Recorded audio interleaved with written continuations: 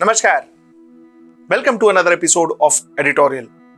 Yesterday, on the 26th of February, Sunday, Manish Sisodia was arrested. He was arrested by the Central Bureau of Investigation. My question tonight is, was Manish Sisodia's arrest fair? Let's discuss this. Let's get right into the show. Delhi's Deputy Chief Minister, Mr. Manish Sisodia, was arrested yesterday, that is Sunday. He was interrogated for 8 hours by the Central Bureau of Investigation regarding alleged irregularities in the now scrapped Delhi excise policy. Sisodia was questioned regarding various aspects of the excise policies, his alleged link with Dinesh Arora and other accused in the FIR. Details of the message exchanged from multiple phones, amongst others, were also included in this interrogation.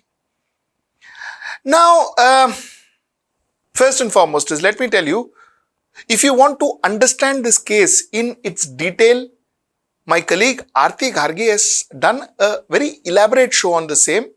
Please do watch it. I have attached the link in the description below. Please do watch the show so that you understand the case in its totality. I'm not going to dwell into the case. I'm going to dwell into the fact that what is the ramification of this case and what message is this case sending to the country and the world.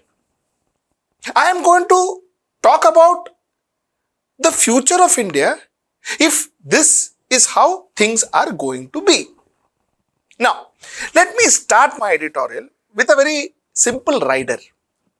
If a person has committed a crime, if a person has committed fraud, or if a person is corrupt, he or she should be arrested. He or she should face the consequences. That is what the law says, that is what the Constitution says, and that is what I say. There is no debate on that. Whether the Deputy Chief Minister, Mr. Manish Sisodia, is guilty or innocent, I do not know. And I don't want to make that judgment because that is not my call. That is why we have the courts in India. They will make the judgment. The topic or the point that I want to make today is what happens with arrests like these.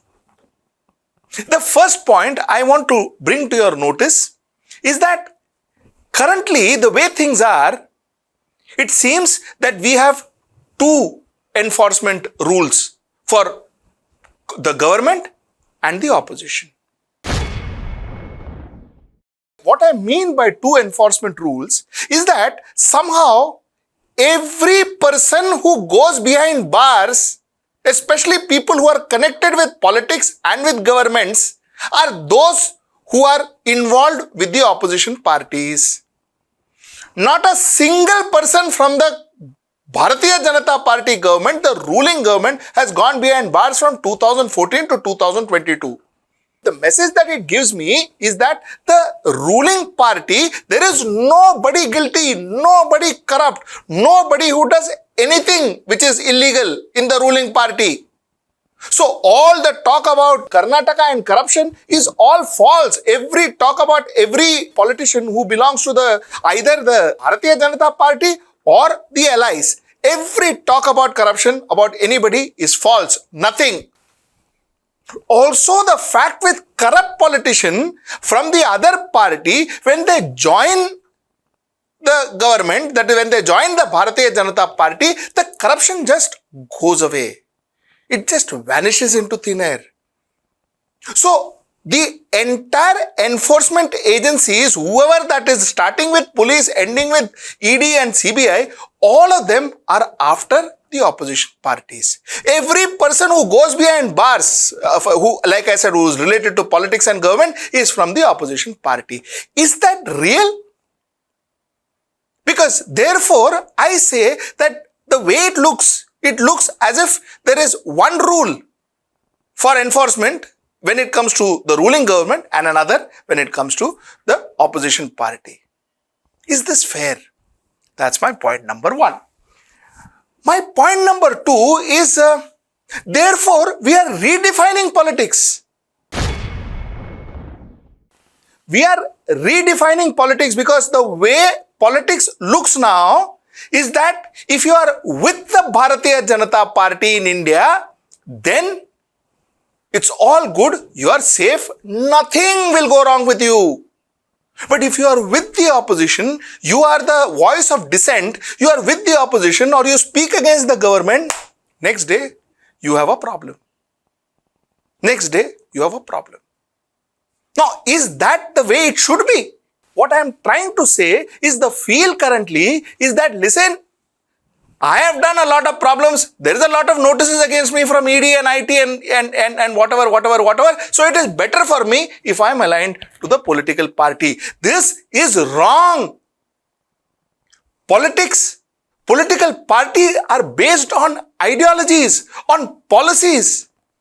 It can't be based on whether I have done something wrong and I have got ED notices, therefore I am with them, or I have no ED notices, therefore I am not with them. It can't be based on this. Governments cannot be made or broken or pulled down because of this. The essence of democracy is being eroded. Is being eroded. Now let me come to my point 3. My point 3 is this is going to have economic impact. And the reason I say that this is going to have economic impact is because everything is good now. There is global recession happening everywhere. There is Ukraine-Russia war. India seems to be looking good at this point in time. We are looking good.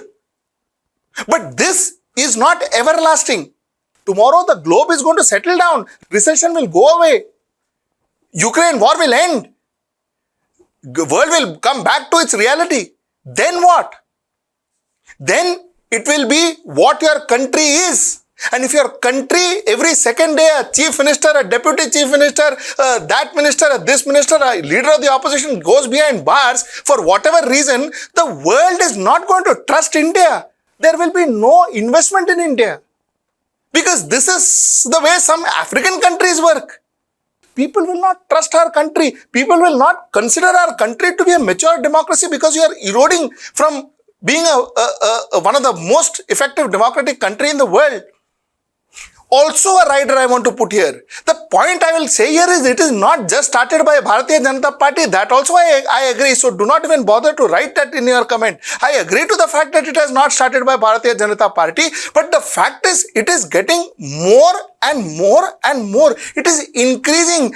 The security agencies, this concept of using the enforcement agencies is increasing on a daily basis. That's my problem and that's my point number 3. My point number 4 is what is the future of civil services? Civil services is no longer public servant. It is political servant. They are servant of political parties because now from a common man's perspective, let me tell you, as a common man, people see civil servant as ये तो ruling party वाला आदमी है, वो ये opposition वाला आदमी है, ये रूलिंग पार्टी वाला आदमी है, so this man is part of the ruling party, that is what I meant, and that man is part of the opposition, so this officer will get good posting because the ruling party is in power, or this man will be shunted to some side post because, opposition party is gone out of power, na? So, postings, promotions, transfers will all be based on your alliance with the political party. So what are you doing? You are creating civil services into a political party. They are becoming part of political parties. And if that happens, then what is the concept of democracy? Where is your power and mine? Who will serve you and me? Because most of the civil servants are serving the political masters. The reason is because otherwise, if they don't do that, they will be shunted. They will be transferred 36 times in a year. And promotion to dur ki baat hai. There is no question of getting promotions and others. They will be tortured. And the fact is also from a civil service point of view. I have a lot of my friends who are civil servants, who are senior bureaucrats. And I tell you, a lot of them are feeling the heat. A lot of them are almost started believing that they are political stooge. They have to listen to their political masters. Most of them have that feeling, and that's a very bad feeling. And this is a very bad future. That's my point number 4. My point number 5 is they say that The universe at times shows you the path. So shows you your strategy. And I'll tell you what I mean by that. You see, if every opposition political party man, every opposition politician is threatened by ED, IT and all the central agencies, is this an indication for them that the only way they can remain an opposition and have and practice their independent politics if they come together? They come together and then face the ruling dispensation. Is this something that the providence is showing you? Is this something that the universe is showing you? Because think about it, there is no way opposition will survive if the moment they manage to make their government, if one by one their people are put behind bars, then the question of having an opposition in this country will just vanish. There will be no opposition in this country.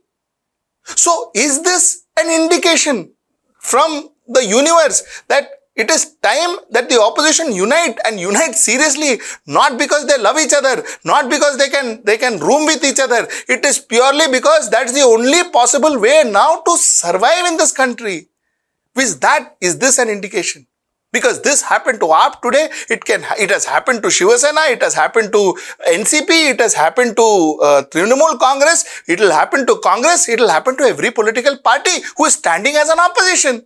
So either you jump to Bharatiya Janata Party, or if you wish to be in opposition, the only chance you have, that too it is not going to help you much, but the only chance you have is if you unite, if you voice for the other person's problem. If the opposition party today talks about the other person's problem, till date what is happening is, and Arvind Kejriwal never bothered if anybody got arrested. In fact, he was the first person to call everybody thief. For him, Ambani was a thief, Congress was a thief, Gandhi was a thief, everybody was a thief. But shouldn't you now kind of discard that attitude and kind of, form some kind of an alliance together? Is this a call for that? That's the point I wanted to make through this presentation.